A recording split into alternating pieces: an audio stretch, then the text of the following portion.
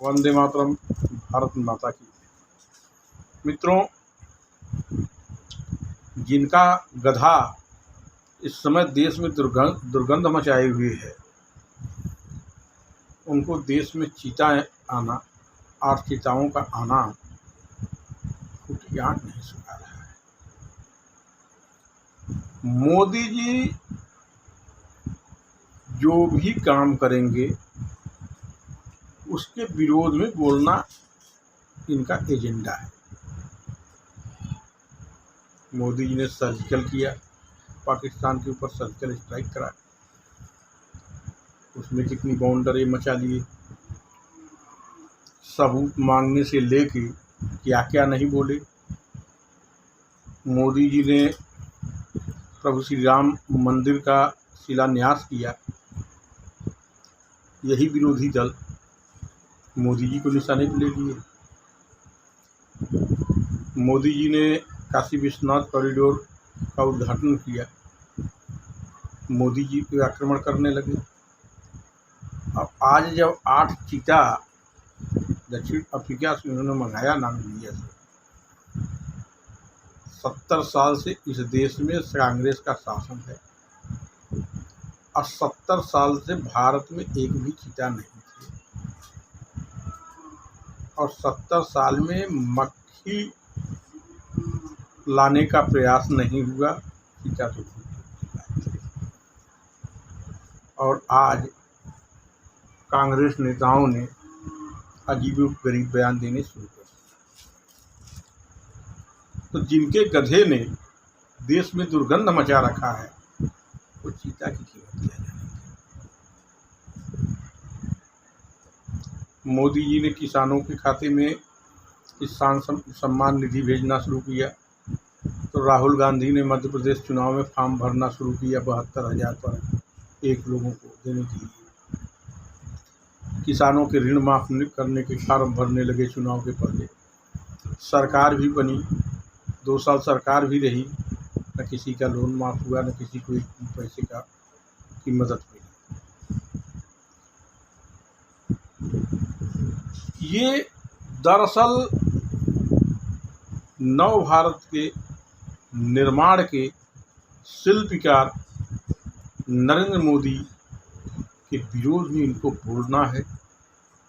अब ये क्या विरोध करते करते, कैसा विरोध करते करते और कहाँ तक विरोध कर जाएंगे, इनको खुद ही नहीं पता।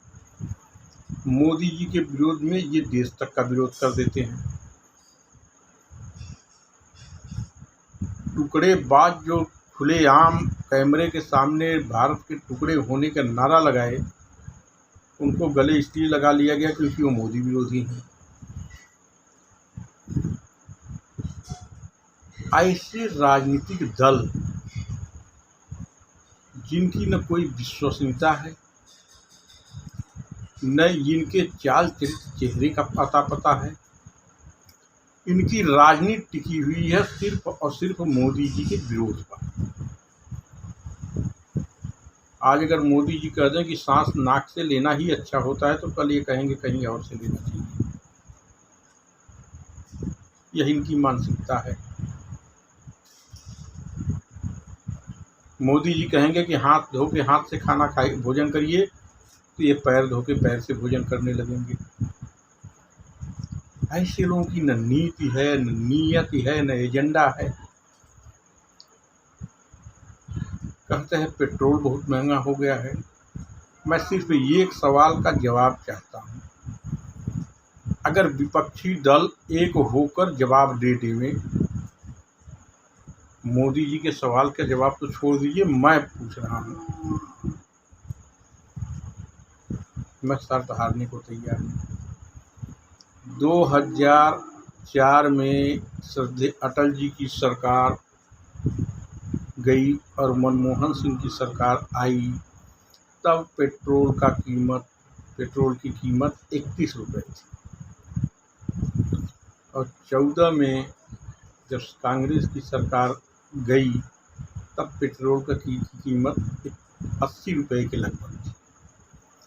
तो 50 रुपये में मत देखिए कितने प्रतिशत इजाफा हुआ, कितने प्रतिशत उछाल किया कीमत। 2004 से 2014, और 2014 से 2022 97 रुपये, 17 रुपये बढ़े। आपने 31 से 80 पहुंचाया और मोदी जी के कार्यकाल में 17 रुपये बढ़े हैं, और 17 रुपये में आप बता रहे हो देश भूखमरी के शिकार पे आ गया, और 50 रुपये में देश भूखमरी के शिकार पे नहीं गया था। यही दाम आप हर सामग्री का जोड़ लीजिए कि इन बेईमानों के कार्यकाल में 4 से 14 तक कितनी वृद्धि हुई थी, और 14 से अब तक कितनी वृद्धि हुई है। इनके कदम खुद अपने पीछे चले जाएंगे। मित्रों, एक ही मुद्दा है, इनके भ्रष्टाचार की दुकान बंद हो चुकी है, और वह दुकान बंद कराई मोदी जी ने।